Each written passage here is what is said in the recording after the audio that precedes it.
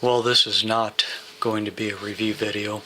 It is going to be a video on disassembly and components of the Jason Brous Bionic knife, flipper folder.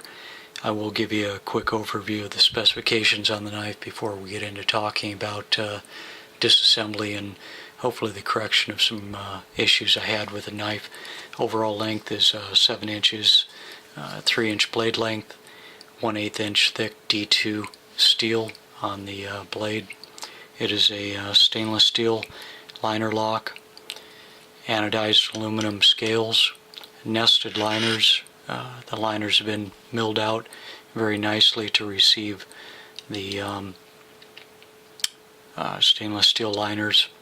Closed length of 4 inches and a remarkably lightweight 2.5 ounces. This particular knife is in the orange anodized and satin blade finish. So the problems I was having with the knife, basically a gritty feel on opening. Did a little bit of quick partial disassembly of the knife to take a look at the inside workings.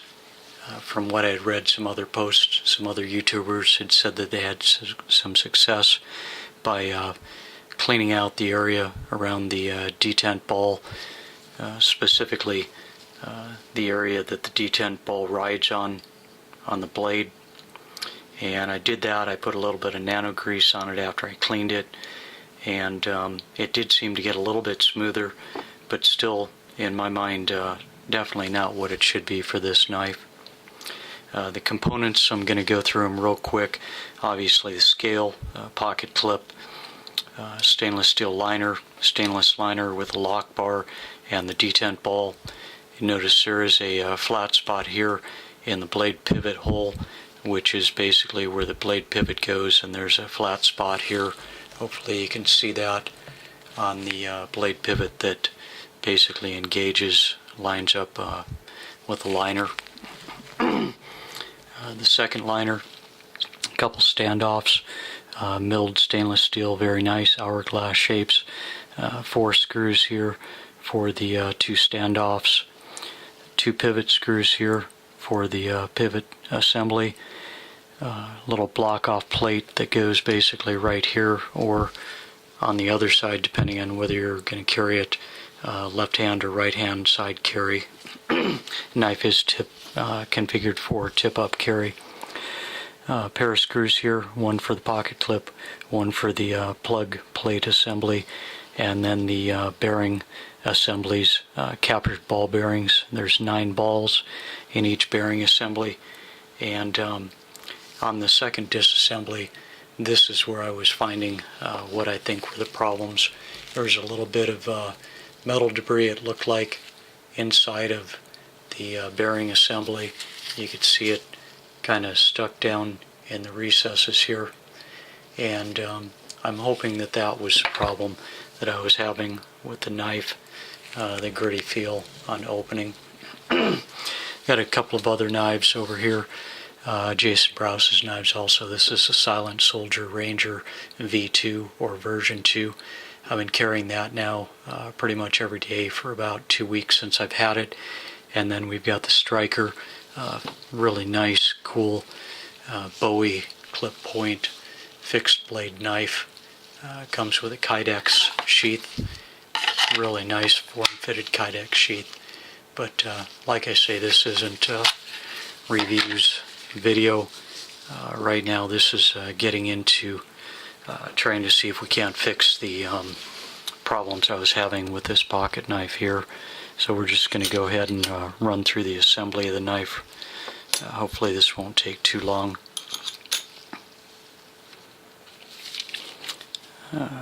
Standoffs, a pair of those.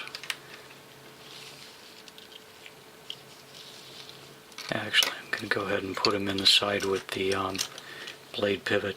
Just seems like that would make sense to do all 3 of those at the same time. We'll see if that plan works out. It's the first time I've done a complete breakdown of this knife, so bear with me on how it goes together. We'll kind of see together. Really pretty impressed with the knife so far from what I've seen, the manufacturing tolerances, how it's put together, the different pieces. Let's get one rundown before we start working on the second screw there, as it looks like our standoff jumped out on us there. Sure, the guys in Jason's shop put these together real quickly, and I'm assuming that's kind of the result of a little bit of metal shavings or something, I'm guessing, that had gotten into the bearing assembly. And I find that really common with production knives.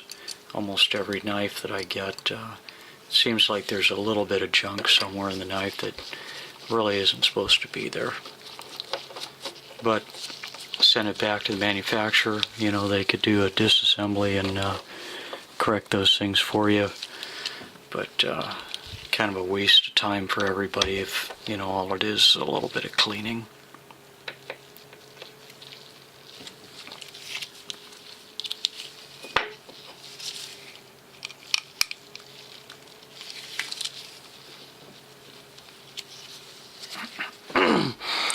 Okay, so it looks like about ready for a stop pin, a bearing, and a blade. So I'm just going to make a little bit more room here. And keep the decent looking backdrop while we're working on the knife. So let's run with a bearing here.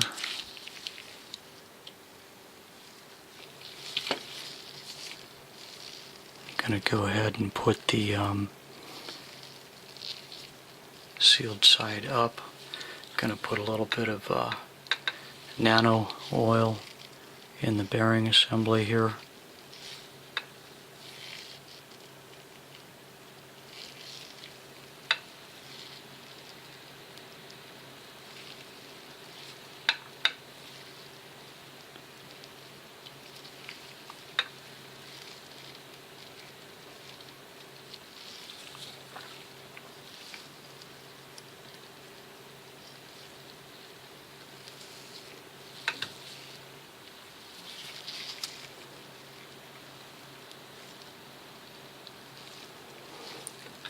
I just got 2 drops of this nano oil off to the side, and all I'm doing is dipping into it with a Q-tip that I cut a 45-degree angle on to work as a dabber.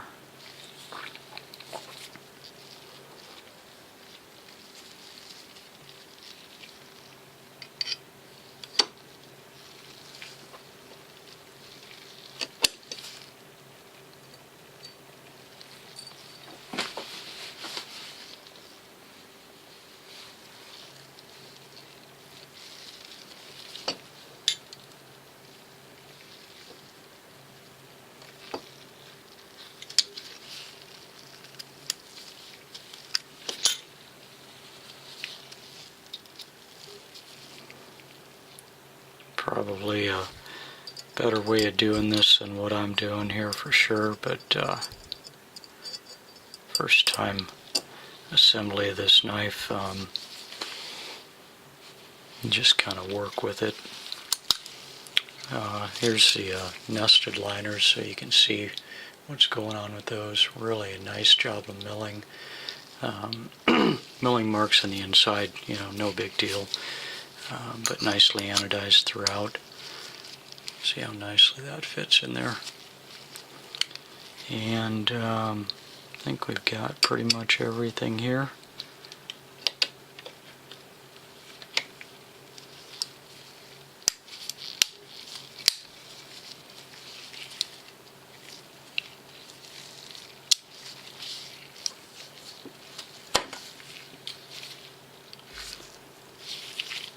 Sometimes magnetized screwdrivers and bits are kind of a pain in the ass, and sometimes they kind of work to your benefit. So don't make that kind of a mistake. You see that short screw?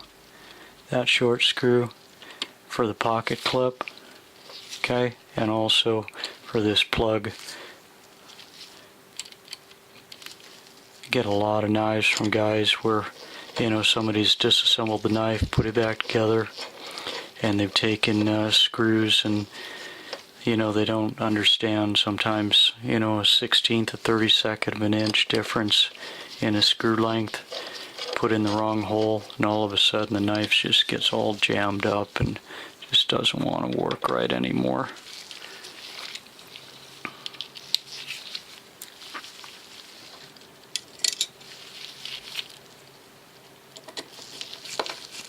The disassembly was quicker than the assembly, actually. So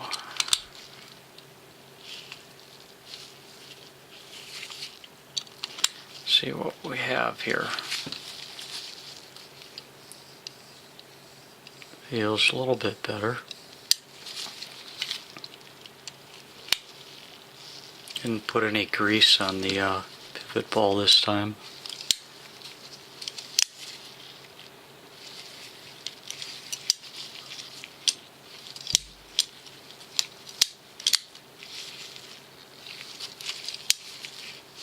Let's go ahead and do that real quick. That shouldn't take but maybe about a minute to pull that back apart. Talking to you and kind of spaced what I was doing there. Because right now there's no oil, no grease, no nothing on the detent ball. And don't want to create any galling in the blade, at least nothing that's not needed.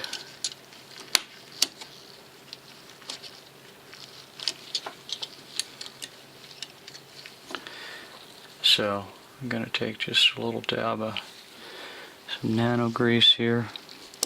Oops, got to get the liners off first of all.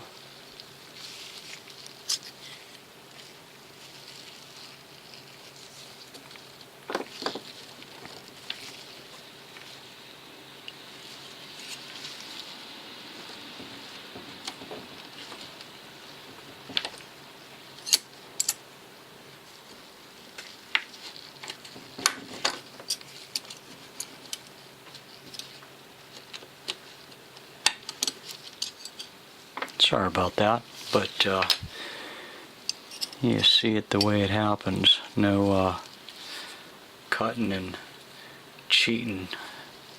So I'm going to take a little bit of this grease. It's a nano ceramic grease that I use. A little bit in the detent hole. A little bit on the detent ball.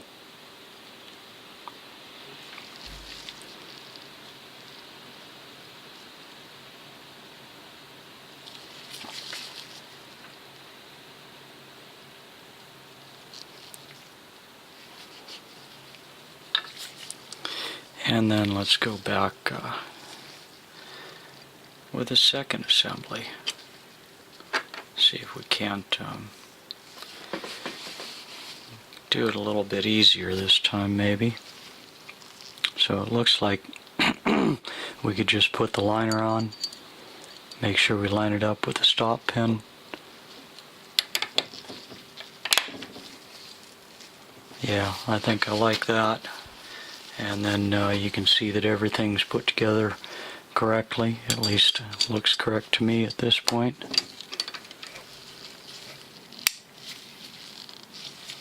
Looks good. Get our two long screws for the standoffs.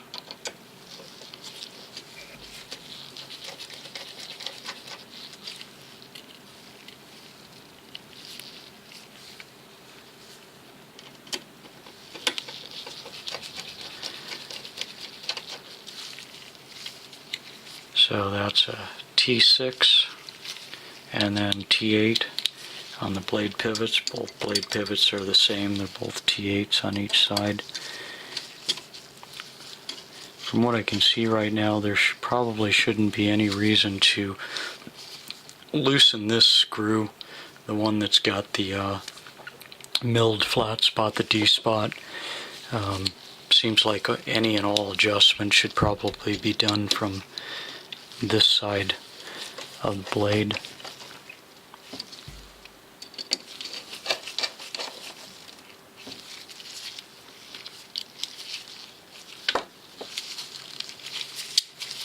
That felt better.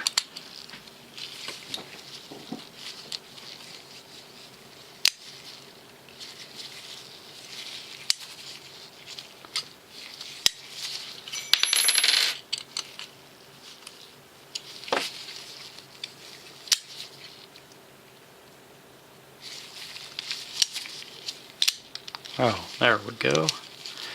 But this is what I want to feel. Feels much better. Maybe still just a little bit of stuff. A little bit of feeling that I don't really like. I'm just going to try and open up the lock. Not the lock, but the pivot. Super smooth. Actually feels like it's a little bit loose right now.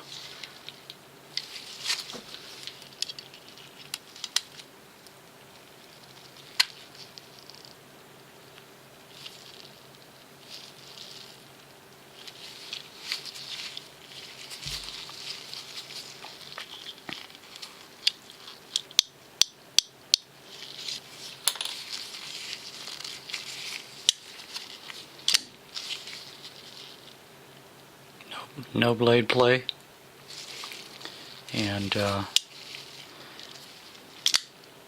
opening nicely.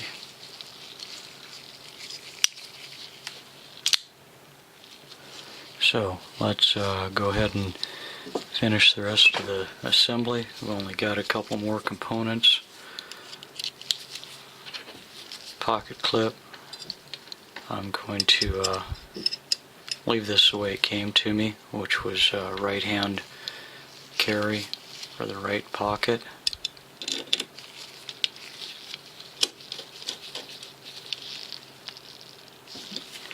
And put the plug in, or the plate.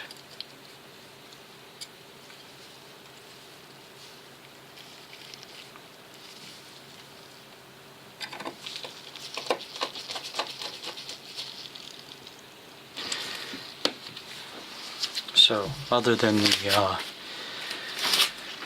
bonehead move of forgetting to put a little bit of grease on it, on the stop pin where it rides on the blade, things feel much better now. What I've noticed with this knife, doesn't like a light switch, or at least it didn't before. Well, now a light switch is working okay. Maybe not.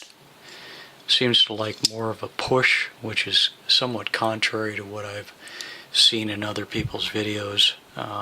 People talking about doing a light switch and not getting caught on this sharp jimping here, which they're basically saying, you know, go kind of like that. But I'm finding that I can also just do a push, open, without a pullback or a light switch. Well, see, I'm still not really digging the light switch, but I do like the push opening.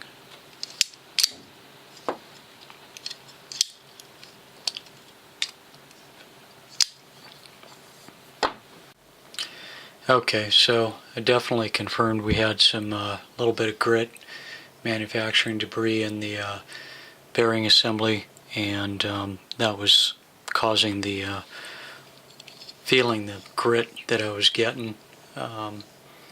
Still not 100% good with what I'm feeling with the way it's opening right now, but I think part of that problem, there might be a little bit too much spring tension on the lock bar. One of the other items that I'm seeing, at least with this particular knife, is the early lockup. This knife has got extremely early lockup, and hopefully we can get a focus in on that.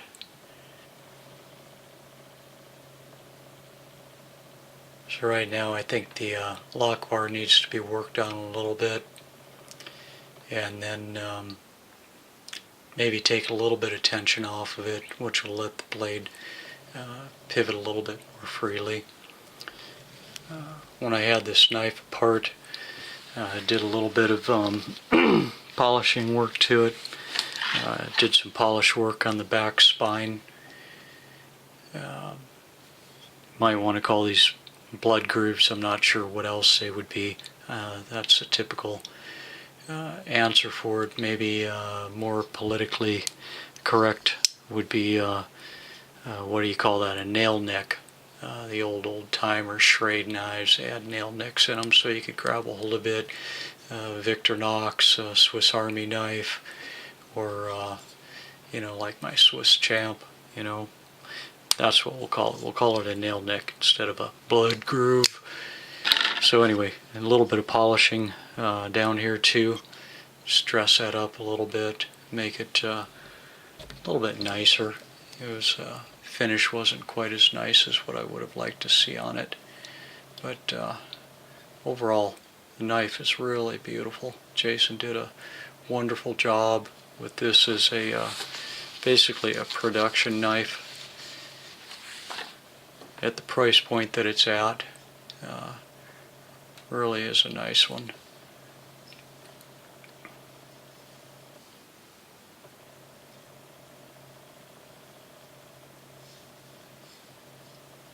Sorry about that, Jason.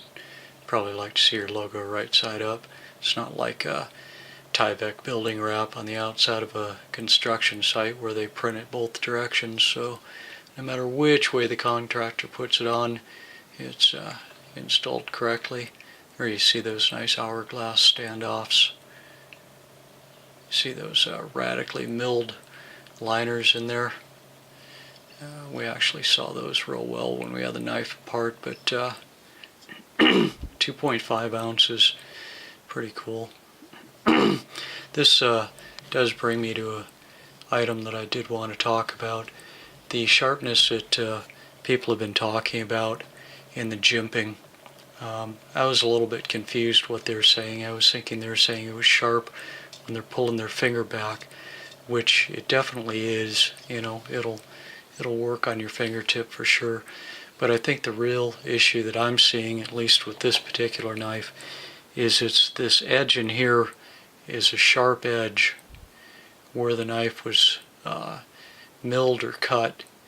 Likewise, this inside edge right here also. If those could have been radiused just ever so slightly before the anodized process, I think that would have alleviated a lot of the complaints that I've been seeing from other YouTubers as far as the jimping just being sharp. I know I like a knife that these inside edges are slightly radiused. It gives them such a nice feel when they're in your hand if you don't have those sharp edges when you push your thumb across either way. But so that would be one thing I'd like to maybe see changed on future production runs, just to ease that edge ever so slightly down the inside. And then definitely a little bit later lockup. I'm not a proponent of early lockup. I mean, this liner right now, the liner lock, is actually hanging out on the outside of the lock. In no way do I think, you know, it's going to give up and come in and close on me. That's not the situation. but I think if the lock was allowed to engage a little bit deeper into the blade tang, I think then some of the tension, the spring tension that's on this lock bar, could be loosened up a little bit, and then I think you'd still get the detent ball nesting into the detent hole, giving you tension, the tension for when you're opening the knife, this tension that you have to get it to spring out nicely. So overall, total absolute compliments to Jason. This is a beautiful knife. Did also want to make sure that while I was doing the video that nobody thought when I was prying the liners off that I was doing any damage to the knife. Basically, when I was getting in working on the liners, prying open the lock like this so that I could feel just the pivot, bearing pivot. Basically what I'm using here, it's a chopstick from the Noodle House, a disposable wood chopstick. Put a bevel on the end of it, about 30-degree angle. This works really good as a scraper, and round on the other end, and round and pointed for lining up washers and pivots. So that's it, guys. Jason, thanks again for wonderful products.